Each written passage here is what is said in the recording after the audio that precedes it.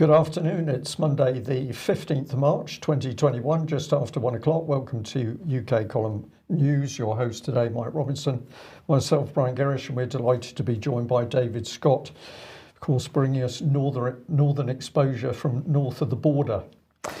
David, we'll get straight on, and we're starting off with Sarah Everard and the protest, which most mainstream media suggested turned violent. Tell us more.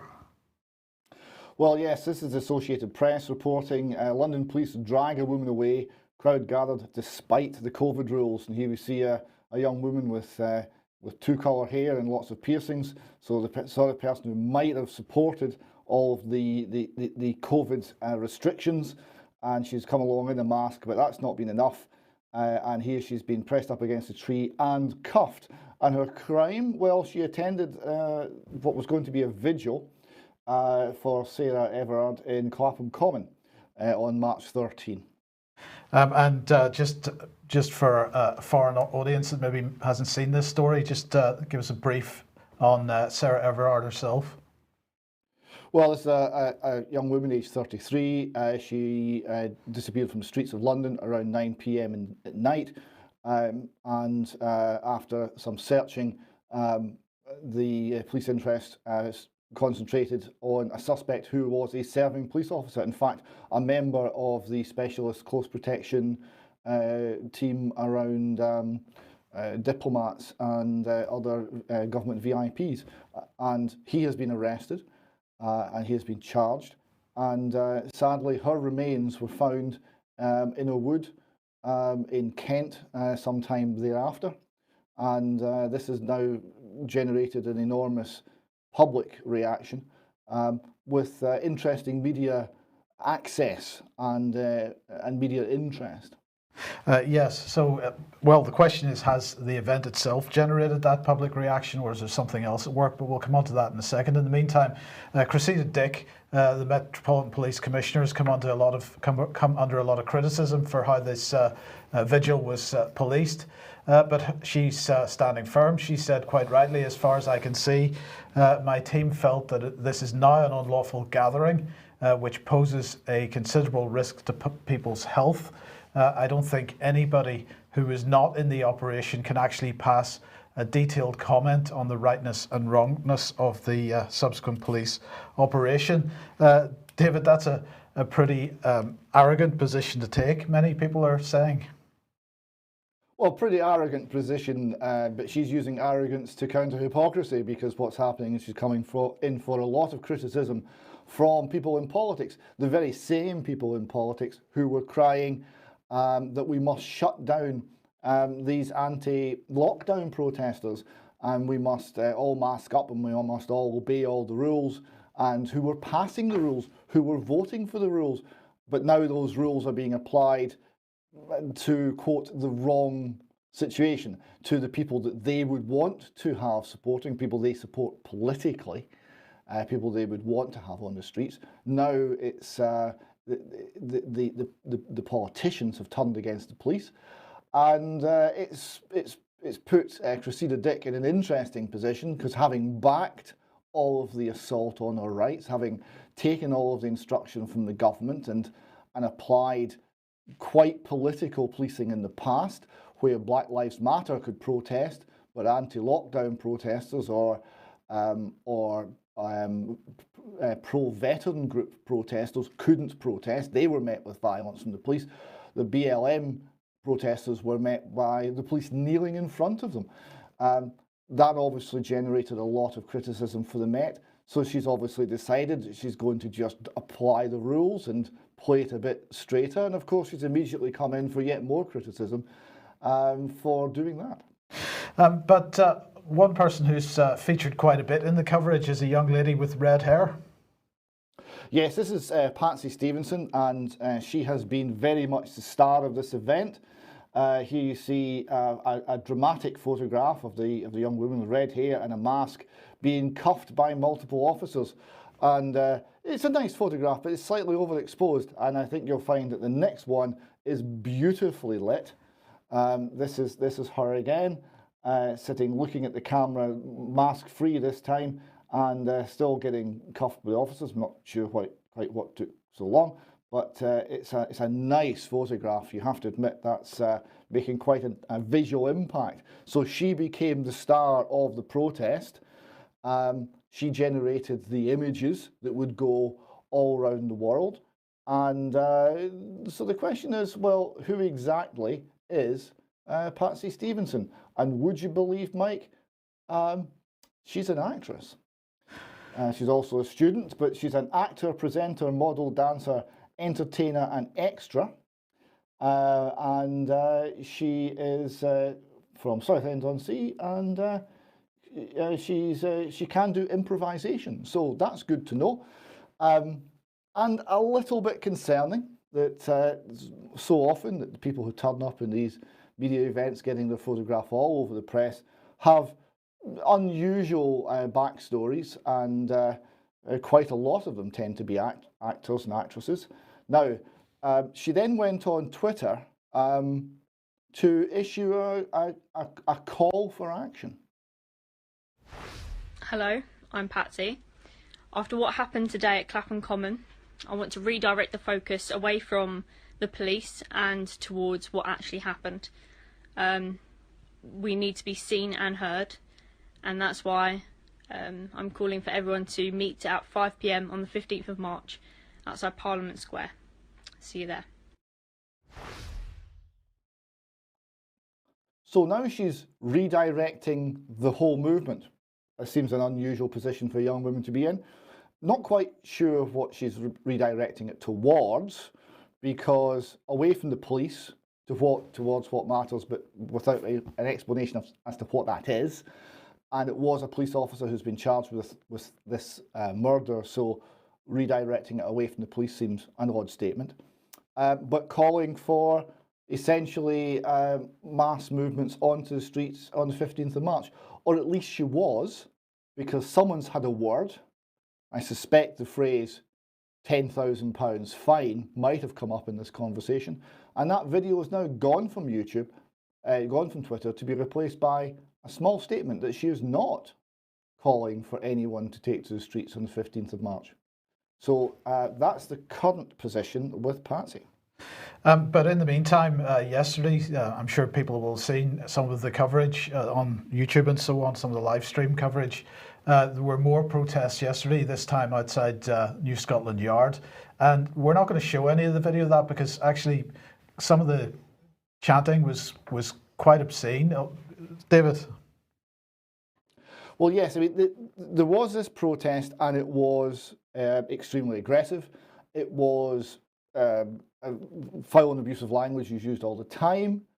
ACAB, if people know what that means, that was used a great deal, and it was, the general theme was rage and hatred towards the police, and that was really about it. Anti-men to some extent, anti-police to a much larger extent, and extremely emotional, extremely angry. Yeah, but coming back to the original event, you have another little bit of video to show here. Yeah, this is very interesting. So the event was called a vigil, but it was never particularly quiet. There was a lot of sort of left-wing call and answer stuff where a speaker would say something and the whole crowd would repeat the words back to them. There's a lot of this going on. But then this man stood up and he made a short speech, which I'd like people to hear. The crowd's reaction was very hostile, but the speech, well, was quite striking. Ladies and gentlemen, with all due respect, I would like to make a short speech for a very simple reason. When this event was called, it was initially called as a silent vigil. But the police and the courts banned us from protesting against the police murderer. And how and why was he able to murder Sarah? How and why? It was because He pulled her over in the name of coronavirus legislation. We must be free to move, to visit friends, to be on the streets, and to protect ourselves and others. This is not, as the television has said, a conflict between men and women. It is a conflict between all of us and the state apparatus, which has imposed a dictatorship over all of us. Thank you very much. So that was accurate. Right? There wasn't a word there that I would say was anything less than true. And particularly the bit about it's not a war between men and women, which is what the television is trying to persuade people it is. It's about the state versus all of us. Now, that message did not go down well with the crowd, because they were there in order to promote, in order to further the war of women versus men, and this subdivision of society that I suspect the state wants, because it's easier to instill tyranny when you always have another group to blame. And here was a man standing up, I've no idea who he was, a man standing up and saying that, which was quite impressive, but also striking was the crowd not willing to listen to him, partly because he was male, perhaps, and largely because he was taking a view pro-freedom, against government tyranny, and against government tyranny via the coronavirus acts and legislation. So here we see a left-wing crowd on the street essentially supporting more tyranny. That is the agenda. But what was Baroness Jones then saying? So now we come to Baroness Jones, who is the first, and I don't think any longer the only, but the first Green Party peer. So she gave an extraordinary speech in the House of Lords that has to be heard to be believed. And in the week that the woman Sarah Everard was abducted and we suppose killed because remains have been found in a woodland in Kent, I would argue that at the next opportunity for any bill that's appropriate, I might actually put in an amendment to create a curfew for men on the streets after 6 p.m, which I feel would make women a lot safer, and discrimination of all kinds would be lessened. So there you have it. Taking all the law-abiding men off the street will make women safer, because we'll just be left with the rapists and the police. And obviously we know from this week we can trust police officers. And locking up half of the population based on their sex for half of the day will promote an end to discrimination. You would think that that would fail the giggle test. You would think that every other politician would say, you have got to be insane, but no. No, I give you Hannah Bardell MP, SNP, a lesbian lady who's MP for Livingston. She says, it was definitely worth considering. And when many people on Twitter said, you are joking, aren't you? She said, she doubled, tripled and quadrupled down. So she talked about, she couldn't be more serious after Sarah's disappearance. Women in the area were told not to go out. Why not tell the men not to go out? Why should the liberties and freedoms of women get constrained because of violent men? And she responded again that it's necessary to consider these things to stop the epidemic of violence against women. So she's all for this idea. She thinks it's reasonable. In fact, the male head of the Welsh Assembly was asked about this live on air and had to think on his feet, obviously not the strong suit. He said, well, it wouldn't be my first choice, but it would be considered in extreme circumstances, something he then had to roll back from when the press reported that he was considering a curfew for all men. So this is where we've got. We're now promoting the sisterhood's fight against the patriarchy. We're dividing men and women from one another, and were promoting some very strange ideas, and surprisingly, once again, dictatorial laws are being considered that will infringe all of our rights. And of course, this won't actually come to pass, but the narrative has been established that enables other laws to be considered that will infringe our rights even further.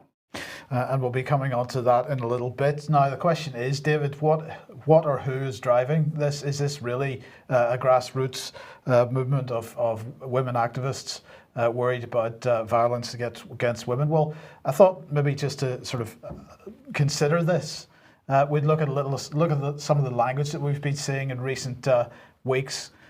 Phrases, trademarks, effectively from Boris and others. Build Back Better is one. Variants of concern is another. Level Up is another, and Level Up will be mentioned a few times on this news program today. But when you go looking for some of these and looking at what's behind these phrases, well, first of all, Build Back Better, very much Great Reset and World Economic Forum, but Level Up seems to be Great Reset and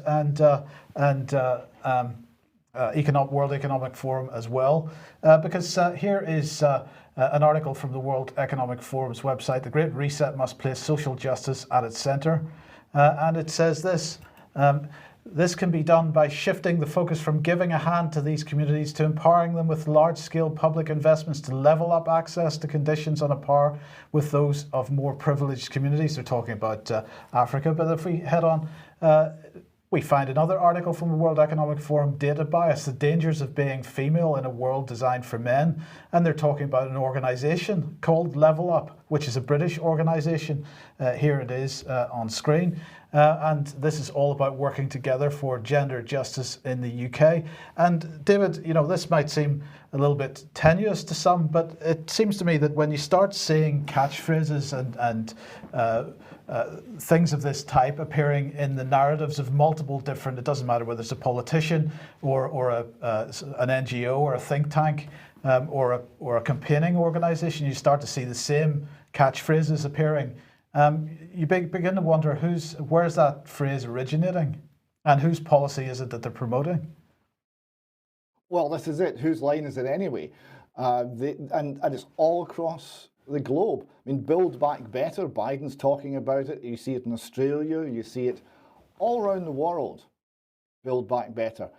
Yes, where does it originate? Well, we start to look at non-governmental organisations. We start to look at things like the World Health Organization and the people who fund them, and the tax-exempt foundations who fund them. These seem to generate a great deal of the policy. Doesn't come from our parliaments, doesn't come from our politicians. Most politicians are irrelevant. Yes. So let's see. We're talking about the infringement of freedoms and so on. Let's look at some of that infringement in action. Of course, Coronavirus Act is nearly a year old, and its 6-month renewal vote is coming up on the 25th of March. So if anybody wants to get involved with their party representative and maybe give them their views about whether this act should be renewed for another 6 months, now is the time to do it. But the House of Commons Constitution Committee, Public Administration and Constitutional Affairs Select Committee is a little bit unhappy about the potential for the renewal of this act without some action from the government. They're concerned that the data isn't being shared correctly. They say that coronavirus forced the government to ask the public to accept unprecedented restrictions on their freedoms. Well, of course, coronavirus didn't ask anybody to do anything. The government demanded the public accept unprecedented restrictions on their freedoms. But anyway, they go on. Therefore, the government has a moral imperative to clearly justify each of their decisions. This also means making available the data that's driving the response. They went on to say the ability of Parliament and the public to understand government's decisions and hold them to account is central to democracy. This is why transparency around the data is so important. Throughout our inquiry, we have struggled to establish who the government sees as accountable for the data underpinning decisions on COVID-19. The system to show clear accountability for decision making should be quite simple. Departments and their permanent secretaries are responsible and for advising the government, and ministers are accountable to Parliament for decisions based on that advice. Now, before I just go on with this, David, I just wanted to briefly get your thoughts on this, because that statement is really important. Departments and their permanent secretaries are responsible for advising the government, and ministers are accountable to Parliament. So the only accountability here is with ministers who make decisions based on advice that are given by responsible permanent secretaries, but there's no accountability by the permanent secretaries themselves. No. And it seems that the ministers, the implication is the ministers have to take what the permanent secretaries say as beyond contestation. That is just a fact of life. There doesn't seem to be any allowance for ministers actually having an independent view. Indeed. Did you have some thoughts on that before we move on? No, move on, okay, because we'll come back onto some of this. Okay, while only the Prime Minister can stand in front of the country and Parliament and take account for key decisions such as lockdown, it is the Chancellor of the Duchy of Lancaster who we believe is accountable for ensuring that these decisions are informed by data through the COVID-0 committees as part of the coordinated response. So the blame, perhaps, if you want to put it that way, for the decisions, the data, at least its driving decisions, is very much being put on Michael Gove, who of course is also a cabinet office minister, and so on. So then we come to the four things that they claim the government needs to do. Now, the ministerial codes needs to be strengthened, they claim. The Cabinet Office must clearly outline responsibilities for decision making. The government must share all the available data, and government must publish data thresholds aligned to the roadmap, and that's the roadmap for the release of the lockdown. So, Brian, what are your thoughts? Because there's a few questions arise out of that. Well, I think there's lots of questions, because we're seeing more and more people in government who are simply not accountable as we lose more and more of our freedoms, and these two things are moving together. We lose more freedoms when we try and press back to say, well, why are we losing these freedoms? We find we don't even have the freedom to question the people responsible for bringing this in. So it's a sort of self-fulfilling circle going on at the moment. Who's going to suffer most? Well, if we've got some women, at least at the moment, who think they're the victims, I'm going to suggest that they're not at present, because who are the real victims? Well, it's the vulnerable in society. It's those elderly people who can't defend themselves, people who are shut up in care homes, but we've also got vulnerable individuals themselves. So have a look at this BBC headline here: COVID-19, charities urge vulnerable people to book vaccines. And who have we got driving the policy? Well, we're into the charities. We've spoken about the role of political charities many times before. We've got cancer research here, MenCap, Terence Higgins Trust. They're all now jumping in on the bandwagon to say that vulnerable people have got to get that vaccine. And it's saying that people with serious underlying health conditions, they need to get the vaccine. But of course the data, you've just been covering that with the House of Commons issues, the data is not available to show the risks. This is what all the yellow card system is about. If people go onto the MHRA section of the gov.uk website, they can start to see the list which goes on and on and on and on about adverse reactions, but none of that is being reported to the public. Where does it take us? Well, it takes us here. Judge rules man with learning difficulties should be vaccinated, and specialists have said that because this man is clinically vulnerable and in a priority group, he should be vaccinated. The parents have tried to defend him. They've raised objections, and they've raised a number of concerns about alleged side effects. Well, the BBC's put in alleged side effects because the BBC simply doesn't report side effects. But the judge here, Jonathan Butler, agreed with NHS Thameside and Glossop that vaccination was in his best interest. Well, I managed to find the judge. This is going back to 2018, but a very interesting article in the Times, where the Times is pointing out that the Court of Protection itself is a very suspect organisation, because it's very difficult for people to find out what's going on inside the court, and yet this is the court that's making these very serious life and death freedom or not judgments over individuals. So this was part of the article here. It says the press and public have been allowed to attend most proceedings in the court since 2016, but very little advance information is made available to describe the nature of the hearings. And the Times went on to also say that, of course, people receive what most people judge as a threatening piece of text if they attempt to go near these courts. So what did this judge have to say on the case about the forcible vaccination? He said he'd had no doubt whatsoever that the father's objections are founded on a love for his son and a wish to ensure that he comes to no harm. His objections were not intrinsically illogical. They were certainly not deliberately obstructive. They were made upon the basis as to what he regards as being in the best interests of his son. The concern for his son does him credit, but the family's objections have no clinical evidence base. And that, of course, Mike, is because the British government is making sure that that evidence is not made fully public, although we can see vast amounts of it on the MHRA website. The man was vulnerable, and there was overwhelming objective evidence of the, quote, magnetic advantage of a vaccination. David, you're an engineer. I think you will probably come across magnets and the relative power. How do we equate vaccines and viruses with magnets in a court decision? What is he talking about? That's a very bizarre phrase. It shows what's he trying to do, suggest something that he can't quite put into normal words using the English language. It's very strange. I was struck on your report on Friday, Mike. You were talking about the regulator for vaccines in the UK. They were also talking about alleged side effects. And this was in the context of why does no one trust and believe us?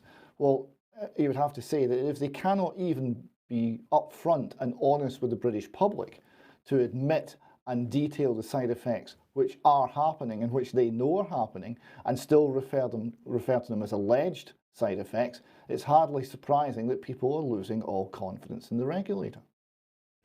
All confidence. And we're just bringing this slide. This was the final comment. I've ruled that the vaccination was in the man's best interest, but I have not authorised physical intervention. Now, I find this a very despicable use of language here, because this man is highly vulnerable. So any person in an official capacity simply saying to them, you're going to have a vaccine, they're going to acquiesce to that. So the judge is trying to say that, well, he's not going to be physically held down. Well, no, you don't need to, because this is a vulnerable people. And just by using speech, you can push that person into submission. So these are the dangers of how the system's working in UK. Let's just bring us back to the BBC article here, because this was kindly pointed out to me by somebody from within the NHS. What are we looking at? Well, we're looking at the hand that's giving the injection, because this hand is clearly wearing false nails. And this is actually quite important, because we've got a person administering a vaccine with no gloves and wearing false fingernails. And why is this important? Because the vaccine warnings clearly state that spills need to be cleaned with antiviral products. Therefore, there are inherent dangers in the vaccine reaching the skin. So that's the first thing. And the second thing is, if you've got false fingernails on, you can't clean your fingers properly, because dirt and disease can be under those fingernails. So the BBC, even in presenting this case, simply doesn't understand what it claims to be reporting. Okay, I want to just briefly mention a new article on the UK Column website from Ian Davis asking why are we still giving people COVID-19 vaccines? And this is really a response to what's been going on with respect to the AstraZeneca vaccine. So it begins recently: Austria, Denmark, Norway, Iceland, Estonia, Latvia, Lithuania, Luxembourg, Romania and Italy put a hold on the rollout of the AstraZeneca COVID-19 vaccine. Now, I do suggest people read that article and please share it as widely as you possibly can. Of course, the news over the weekend since that article was published was that Ireland also joined the list, and then earlier today the Netherlands has joined the list. So that's 7 countries with a full suspension, and another load of countries that are at least suspending based on a single batch at this point in time. AstraZeneca, of course, are saying that millions of people in the EU and the UK have received a first dose of the vaccine, and fewer than 40 cases of blood clots reported as of last week. That's their claim. But the fundamental point here, I think, David, is that when it comes to how we measure reactions to the vaccines, this position of the government, of the MHRA and of the manufacturers is, well, if there was a reaction to the vaccine, it was because these people were older people, that they had underlying health conditions and so on. But when it comes to counting the people that have allegedly died of COVID-19 itself, then that possibility that their underlying health conditions are the older people, that is thrown out as being irrelevant. So one of the points that the article makes is that the manufacturers, the government and the regulator seem to be wanting to have it both ways, and I'm not sure that they're really in a legitimate position to do that. They're wanting it both ways, and also they're in harmony. The manufacturers, the government and the regulator are indistinguishable from one another. In fact, the government's enabling things because they're saying to the regulator, we need this now. The regulator's waving it on through. And the vaccine manufacturers find themselves with no liability. There doesn't seem to be an independent voice anywhere in the entire system. Indeed. Now that brings us on to this in the Mail, and there's been quite a furore as a result of this article. But the headline is: Undisputed middleweight champion Marvelous Marvin Hagler dies at age 66 after one of his biggest rivals, Tommy Hearns, said that he was in an ICU fighting the effects of the vaccine. Yes, his wife Kay announced his death on Saturday, claiming it was unexpected, and he's only 66. And I would imagine, okay, boxing's a hard game, but I would imagine in very good physical condition for a 66-year-old. And yes, Tommy Hearns said Hagler was in the ICU fighting the after effects of the vaccine, and now he has sadly passed away. And this is the boxer of the 1980s, the boxer of the decade, someone we all grew up watching, and who was an exemplar of his sport. One of many celebrities who have taken the vaccine and then died shortly thereafter. And in each case, the reaction is the same. The information comes out, and then there's a wall of claims that this is misinformation, there's no truth in this, there's nothing to see here, move along. There is no link, it's just a coincidence. David, just to add to that, I spoke to 2 people who work within the NHS over the weekend. Both of them had stories of colleagues ending up in ICU as a result of the vaccine. One individual still in a very bad way, and 2 cases told to me from within family members, so I know absolutely that these are correct. People extremely unwell following the vaccine. But of course, these are things which the government simply does not want to tell the population. Yes. Yes, indeed. It's sorry, Nico. No, you go on with the next one then, Dave. Right. This next slide. This is from a blog, the Steve Sayers blog, and it's a very interesting chart produced by Mr. Sayers, which shows the support for Scottish independence over time. And basically, the zero line is 50-50, and everything above the line is favouring staying part of the UK, and everything below the line is favouring independence. The extreme left-hand side of this chart, that's the independence referendum, where it was the polls were showing it was roughly 50-50 split, although obviously in reality it wasn't. It was a 10-point lead for remaining in the UK. So there's maybe a bias here that's in favour of independence. It may overstate the independence case, but the shape's the thing I want to highlight.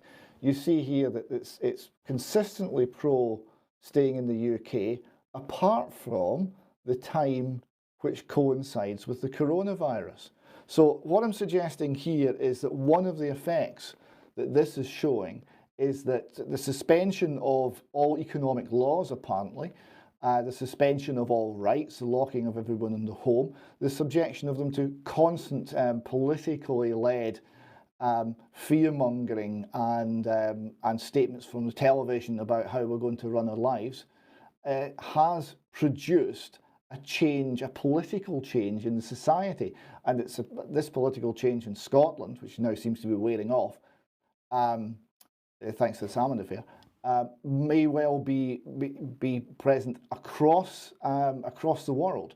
That what we're seeing here is people are more willing to accept authoritarian regimes. They're more willing to accept being told what to do. They're more willing to accept that the government and the nanny state knows best, because of the effects of a year of lockdown, of restrictions, and of fear being broadcast 100 times a day. But we do get free lunches. Well, there is always a chance of a free lunch, at least for now. Now, this is an article by David Stockman that looks at the spending in the United States, and the figures are astronomical. So he's talking about before the lockdown, there was about $265 billion a month transfer payments. So that's benefits essentially.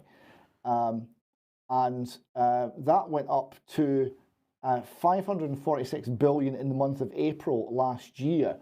And if you added everything else that was going on, then that was $18.2 billion a day were being pumped into the American economy by the government. So this is vast levels of debt. I mean, just unimaginable. And he concludes here, you can't make it up. Transfer payments to households during the past 10 months have exceeded the loss of household wages and salaries by nearly 4 times. So what we're doing is we're printing money and we're throwing it into the system to levitate something that isn't otherwise would be in free fall. And this has never been done before. I mean, money printing and spending on this level across multiple economies, across most of the globe, has never been done before. No one knows where this goes. Indeed. Right, well, let's move quickly on to this. This is the Police Crime Sentencing and Courts Bill. It was introduced to Parliament on a few days ago. It was this page is last updated on Friday. This is a bill to make provision about the police and other emergency workers. So that all sounds very good. It's being presented in the media as about cutting crime, about building safer communities, about dealing with nasty stuff like adults in positions of trust abusing children and so on. So there's lots of stuff in this bill which is going to generate positive headlines, and people are going to be very much for it. But once we start looking at the detail, it's perhaps not quite so good. So let's just have a quick look here. First of all, it enshrines the police covenant in law. Now, many people may not have heard about the police covenant, but this is a new thing. We'll see what that is in a second. But one of the other things that it does is that penalties will be doubled from 12 months to 2 years for those who assault police or other emergency workers, such as prison officers, fire personnel, frontline health workers. I'm sure there'll be plenty of support for that. But let's have a look and see what the police covenant says, because it's now going to be enshrined in law. But it has been published, and this is it. This covenant acknowledges the sacrifices made by those who serve or who have served in our police forces, either in a paid or voluntary capacity, whether as an officer or as a member of staff. It is intended to ensure that they and their families are not disadvantaged as a result of that commitment, and seeks to mitigate the impact on their day-to-day life or their access to justice. Police officers are required at all times to uphold the important principles of policing by consent, the foundation of their long-standing relationship with the public. We ask a great deal of our police, and we expect the highest standards to be maintained. In return, we have a responsibility to provide protection and support to the police. The Covenant recognises that working within policing comes with a high level of personal accountability, duty and responsibility, requiring courage and personal risk both on and off duty. this recognition extends to all those who support police forces in upholding the principles and practices of their vocation. So David, just very briefly, I'm just wondering what your thoughts are on that being enshrined in law, because it doesn't seem to me to be very specific. No, it's very general. It's a general aspiration, and to enshrine a general aspiration in law leaves many questions about how it's actually to be applied. Yes, so let's come back to the legislation then, and this is when it starts getting interesting, because of course it strengthens police powers to tackle non-violent protests. So this is in part 3, which is all about public order, and one of the things that they mention is noise. They're now going to make legislation to limit the amount of noise that can be made in a protest. This, by the way, is basically, for this section, all amendments to the Public Order Act 1986, so it has to be seen in that context. It talks about serious disruption to the activities of an organisation which are carried on in the vicinity of a public assembly. So, in other words, if you are on a fracking protest, for example, and you are slow walking in front of trucks bringing material to a frack site, that would be illegal under this.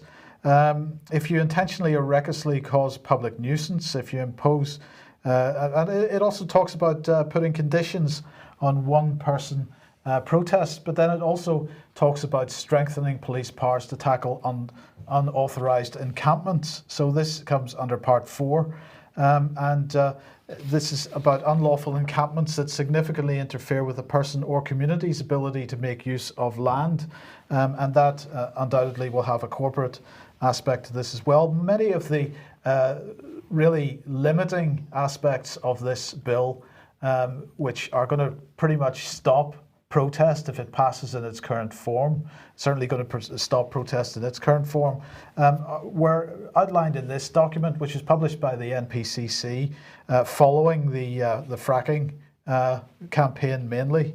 And this document pretty much relies on the idea that human rights protections for protests should not extend to activities that negate the rights of others, including companies.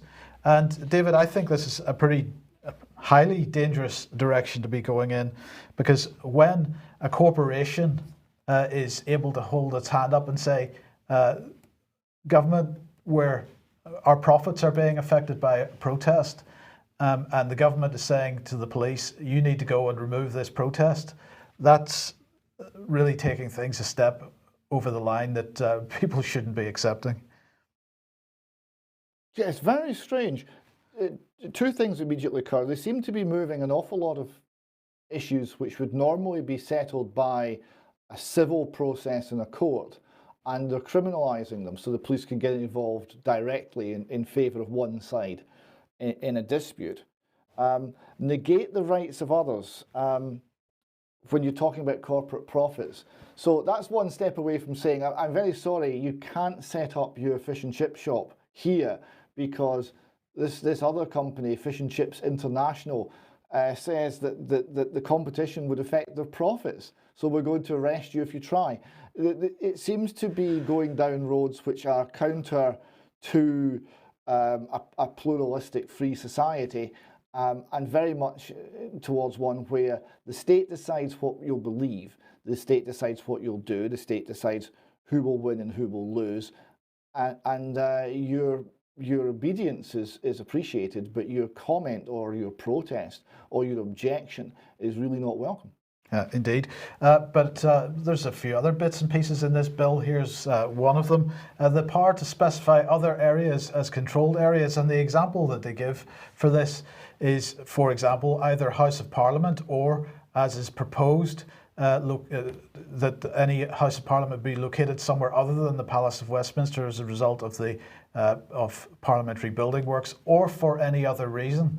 And this is quite interesting because the Department of Transport has just announced today that it is moving a significant proportion of its activities out of London and into the Midlands and the North, I think into Birmingham, and into Leeds.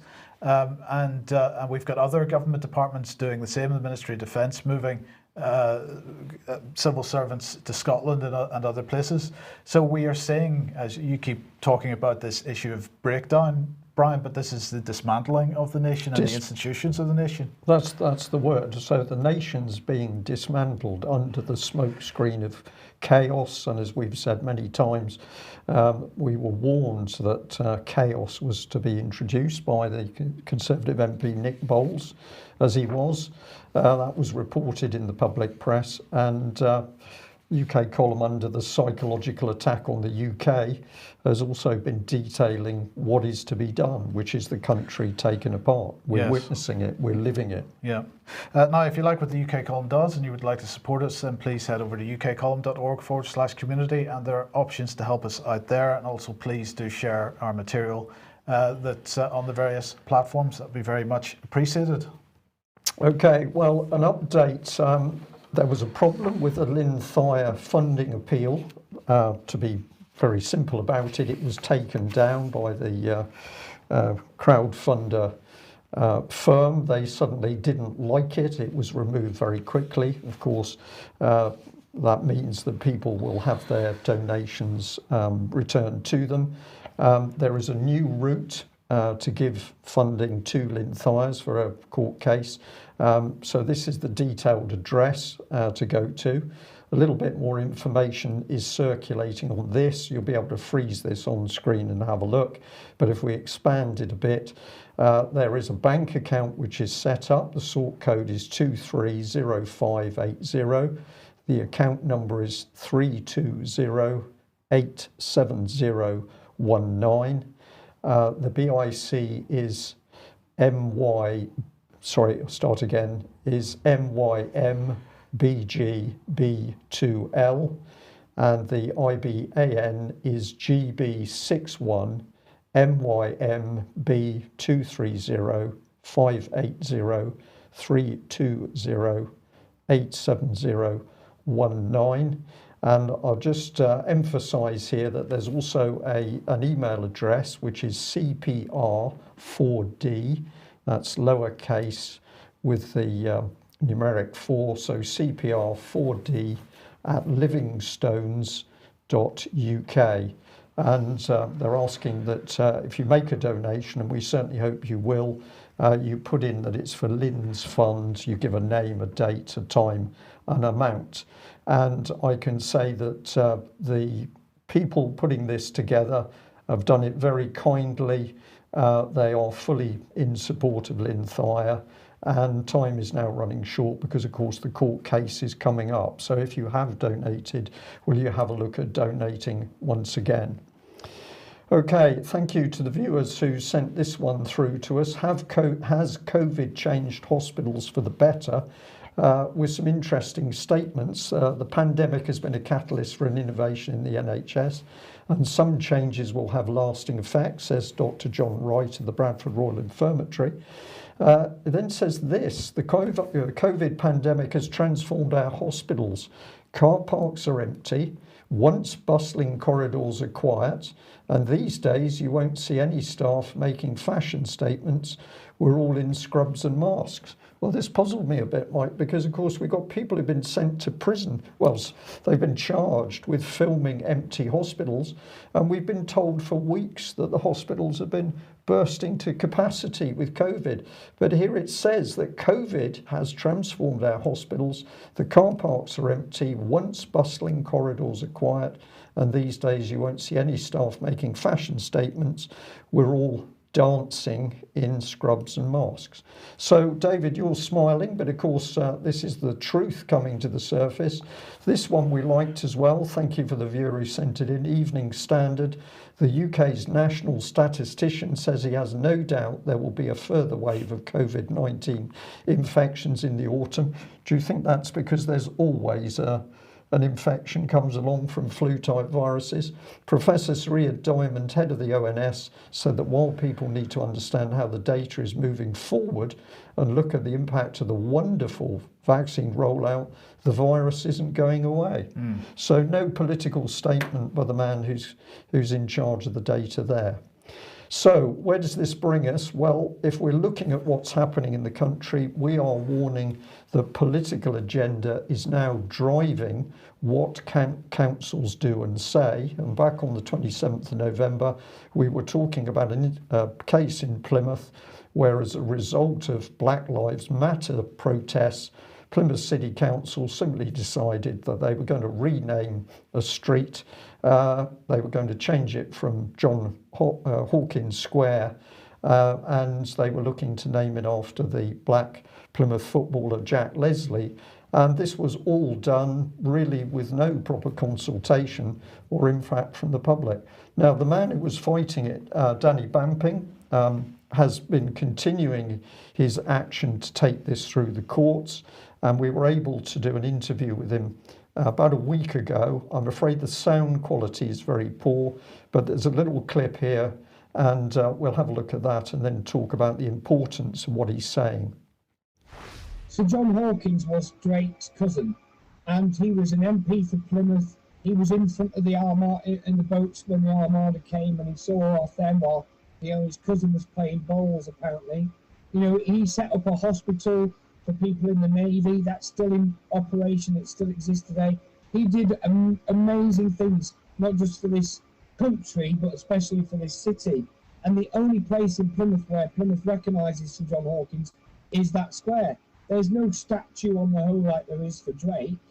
And this is the thing, is that we're trying to judge 500 years ago with today's morals and ethics. We're trying to judge what they did 500 years ago with today's thinking and morals and ethics. It's completely wrong. What happened was the legal notice that the council put out into the square for 30 days to notify people they're going to change the square, that was void ab initio, because there was no signs in the square at the time, because they've actually removed the Sir John Hawkins Square sign.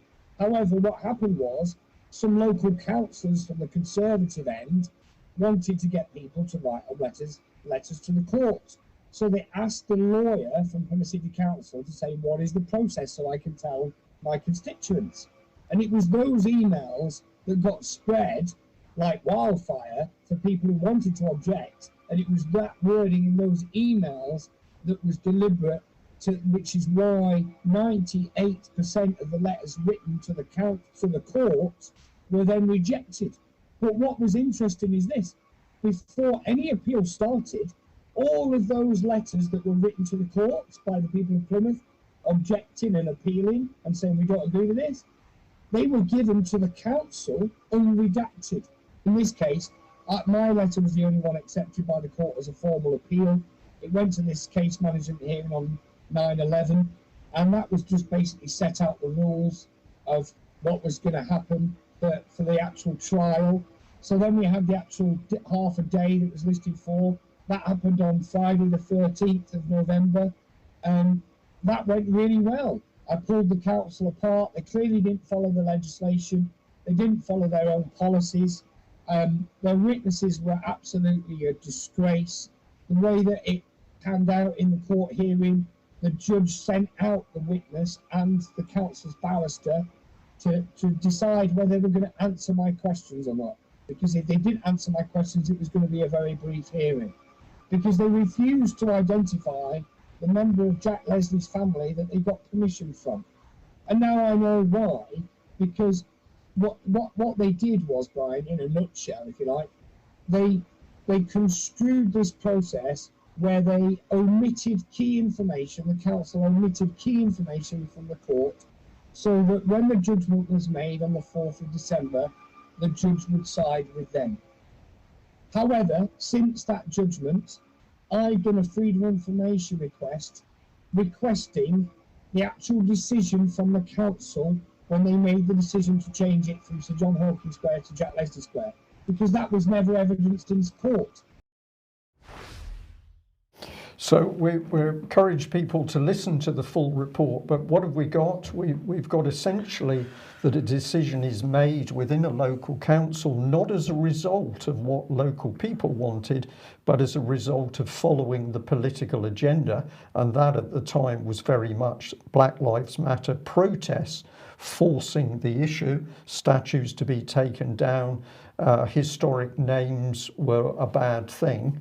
So we see that this was political manoeuvring is then translated into action by a local authority, in this case Plymouth City Council. And what is Mr. Bamping talking about? He's talking about the fact that even when local people responded saying we don't actually want this, most of their responses were not able to be considered in court. So that opinion was just pushed to one side, and what was ultimately taking place, that the council was able to bulldoze what was clearly a political agenda through the courts. And Danny Bamping's work to date is now highlighting the fact that information which should have come forward to make a just decision was simply not put into the courts. David, we're really tight for time today. This seems a very small case, but actually the implications are huge, because what it is showing is we're moving into the arena where local authorities can just suddenly switch onto a political agenda one day and then start taking action on the ground with no democratic process taking place to support it. The reason it's huge is it's the method that's used throughout public office today. The public's views are ignored. Anything that involves the courts are so skewed as to be beyond belief. Decision making is not carried out in the way that is written down that it must be carried out. And over and over again, reason, responsibility, public opinion, they're all ignored. And the result is that a few activists end up dominating the whole of society. The will of the people is suppressed, and their voices are silenced. This is everywhere. It's in the planning processes, it's in how people are looked after in hospital, it's in every aspect of public life.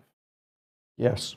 Well, we'll just pop this one up on screen because Danny is legally trained. He did a law degree. He's not a practicing solicitor, but he has done that training at law. He is going to take this through to the High Court. He needs some help to do that, so there's an address for another crowdfunder, but I think this is a very valuable case. If you're able to give him some support, that would be very appreciated. And just to really rub home the dangers of what's going on. This was also sent to me to do with Plymouth. Plymouth councillor suspended over offensive photo mocking women's struggles.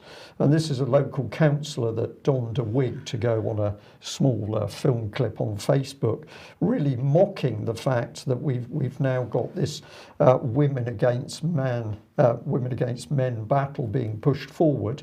But if you look at the responses here, I go to the bottom, I won't bring that up on screen, but it says, so now Southway is without the only councillor who really cares about the ward and works so hard for it. Anyone who knows Mark would realise he was mocking the suggestion of a curfew.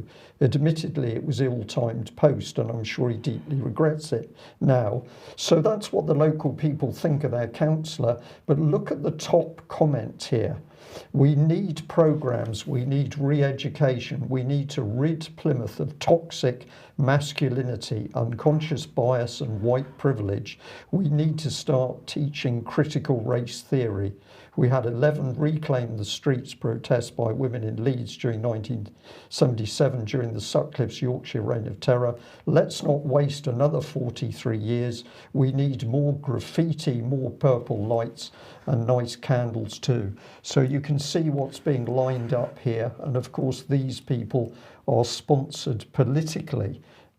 So very dangerous stuff under the surface. In the meantime, David, in Scotland, the hate crime bill, is it passed? It's passed. It went through 82 votes to 32, and with that, our ability to freely speak our minds in Scotland has been reduced to an extent unmatched anywhere in the world, at least the Western world. The Herald, Ian McWhirter writes, so what will independence be if the SNP no longer protect freedom of speech? He says, since the Middle Ages, Scots have entertained themselves during the long winter nights with the dialectical tradition known as flighting. It's a form of conversation in which you knowingly subject your friend or colleague to verbal violence and insult. Weeping millennials, do not try this at home. And he continues, Scotland now has a dubious honour of being the only country in the Western world where the state policies, state polices what you say, even in the privacy of your own home. One of the most egregious aspects of legislation is the explicit removal of the dwelling defence, the clause in the old Public Order Act which ruled that speech in the privacy of your own home was of no interest to the law. The Justice Secretary Hearns Tweet evidently thinks that Scots have been planning Nuremberg rallies in their kitchens, so he dropped it. Attempts to include freedom of speech defence in the hate crime bill have been risible when they weren't self-contradictory. Ultimately, the decision is down to the convenient legal fiction, the reasonable person, to decide when insult, ridicule and disrespect become stirring up hatred. In other words, no one can know. It merely presents us with the paradox of how a reasonable person can interpret an unreasonable law. And he concludes the law is almost certainly unworkable in practice, however it can do immense damage merely by being in the statute book. It will not just chill freedom of expression, but place it in the deep freeze. Former Deputy Leader of the SNP, Jim Sillis, has described the bill as one of the most pernicious and dangerous pieces of legislation. Concern has been echoed by everyone from the National Secular Society to the Sikh network. I can think of no other piece of legislation in recent times which has united churchgoers, atheists, police, feminists, libertarians in condemnation of legislative folly. And now we've got a little clip of Jim Sillis, former Deputy Leader of the SNP, stating what he thinks of the new law. So I regard this as one of the most pernicious and dangerous pieces of legislation ever produced by any government in modern times in any part of the United Kingdom. And the unworkability of this law and the fact that it will set neighbour against neighbour and be an invitation to enormous mischief will just work out in a slow and predictable path until it is removed from the statute book as another in the long line of huge aggressive totalitarian mistakes by the SNP. Well, I just want to bring Tulsi Gabbard in at this time. Now, of course, most people will know who Tulsi Gabbard is, US Congresswoman for Hawaii. And, well, she was talking about cancel culture recently, and she made this point. In a cancel culture, you have some people who believe that they're special, that they're superior, that they have the power to be able to shut down those that have ideas and views that are different. You see the final expression of cancel culture in Islamist terrorist groups like ISIS and Al-Qaeda, who basically go and behead those who they deem to be infidels or heretics. David, I guess Scotland's not too far away from that. Well, yes, it's an interesting thing because we've now got both Hamza Yusuf, the Justice Secretary, making speeches about the dreadfulness of having white people everywhere. I think he means Scottish people. And also the leader of the Labour Party in Scotland making an almost identical speech. And yet that's okay. It's all about political control. It's all about authority. The people who will be targeted are the dissidents, are the people on the margins, are the people who are not powerful, because power might makes right. So it's not the powerful that will be up on charges on this law. It won't be Hamza Yusuf with his racist whitey speech. No, he'll be immune. That's why he thinks he can get away with it. But other people, and no one knows who will be find themselves marginalised at any given time, they will be targeted and they will be in trouble. Okay, thanks for that, David. Well, we're going to move on to military matters, and this is a pretty unpleasant article, but I think we need to talk about it. It's the Mail Online, and the headline is "Barbarity that shames the RAF. Sickening video of £28 mortar barrel being used on naked young recruit in initiation ceremony triggers criminal investigation." Now, this is utterly vile. sexual abuse and assault, which is being investigated by the military. Even the Daily Mail said that it was reminiscent of abuse suffered by Iraqis at Abu Ghraib prison. So they're beginning to see the dangers of this. We don't need to go into more detail about actually went on, but we're talking very, very unpleasant assault. What was interesting is the responses in the article. So this is Tobias Elwood. He says, thankfully, this deplorable incident does not reflect the high standards of behaviour now exhibited across all three services, and huge progress made in removing the culture of initiation practices that have no place in our modern military. This incident, however isolated, will temporarily damage the fine reputation of the RAF. The Ministry of Defence will need to act swiftly and purposely to repair this damage, not just because past generations of our flying heroes would demand it, but because recruiting the next generation of pilots and personnel will be all the more challenging. But of course, he knows that this is not an isolated incident.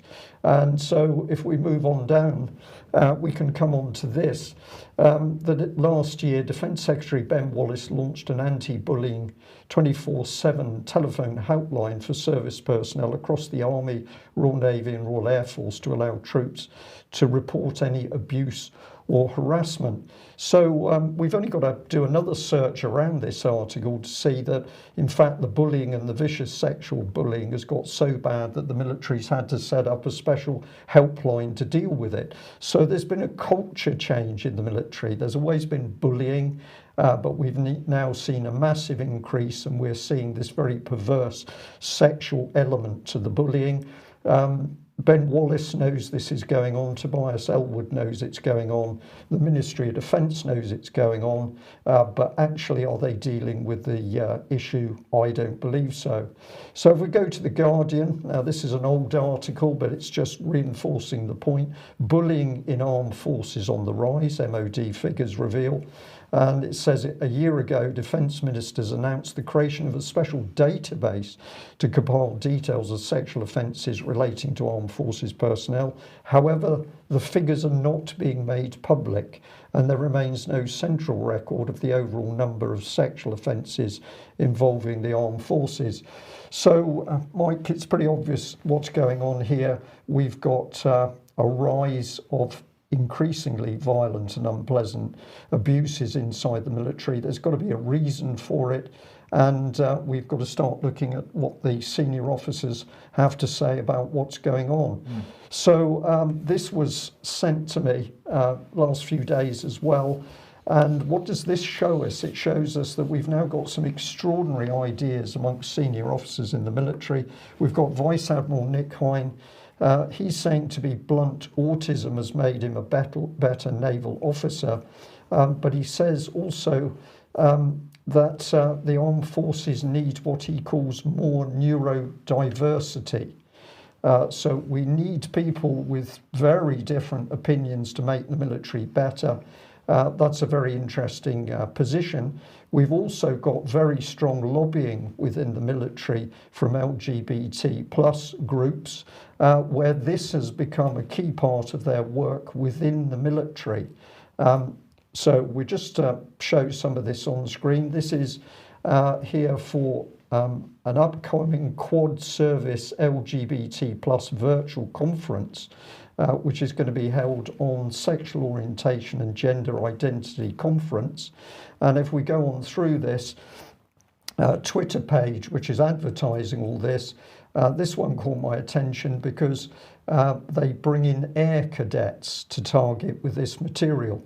Now, why is this a delicate subject? Well, of course, there'll be many people out there within the LGBT community saying, but we are not involved in the sort of abuses you've talked about, and we fully understand that. However, predatory individuals are, and our concern remains about their proximity to the younger people around the military. But if you want a more detailed analysis on this, you can have a look at part 2 of the UK column's Psychological Attack on the UK, where Alex Thompson and myself specifically look at how the British military has been undermined by introducing practices, procedures and policies which ultimately are there in order to help bring down the military rather than strengthen it. David, it's a very delicate issue. We know there's a lot of emotion out there the moment you get onto this topic, but when you see people abused in this particular incident that we've reported, and there are many others, some of them even more horrific, it's clear that something is taking place within our armed forces that needs deep investigation. Well, yes, and there's an element of this. Is the LGBT movement going to be the next Rotherham? Right? Because what was the problem at Rotherham? There was abuse taking place. It was everywhere, and officially it didn't exist. Because officially, you would be called racist. You'd be called names if you mentioned this. So it doesn't exist. We're just going to ignore it. Well, these young people who are being kept captive and having sex with 100 different men, they're making a lifestyle choice, right? That 14-year-old girl's made a lifestyle choice. It's not for us to say. This is the attitude. Are we just now repeating this and calling it LGBT and putting a rainbow flag on it? I think we owe it to our young people to take this particular issue, awkward though it is, seriously, and look at risks and look at harm and look at the protection that they deserve. Yeah, thank you. Well, I guess we're right I think out of we're time. out of time, unfortunately. Unfortunately, now we've got some more material, which we'll do on Wednesday. But David, let's finish with your final slide. Final cartoon here. This is Boris and his little team, and they're involved in the permissible daily exercise, and that is moving the COVID goalposts. And isn't that true? Isn't it just? I'm just wondering whether they were allowed to do that. Would they be claiming that was daily exercise in moving the goalpost? It looks like they're a bit close to each other. Yeah. You better stop there. Yes. We'll say thank you to everybody for joining us. A very big thank you to professional people who are now coming to the UK column with some extremely valuable information. We respect the fact that you are doing that, and we will do our best to make sure it's reported in an appropriate way. And a very big thank you to people within the NHS who are now in communication with us, telling us that the official story on COVID and COVID vaccines given out by the NHS is clearly not all of the truth. We'll be back in 10 minutes as usual if you're on the UK column website for some extra. Indeed. Bye-bye. Thanks for joining us. Bye-bye.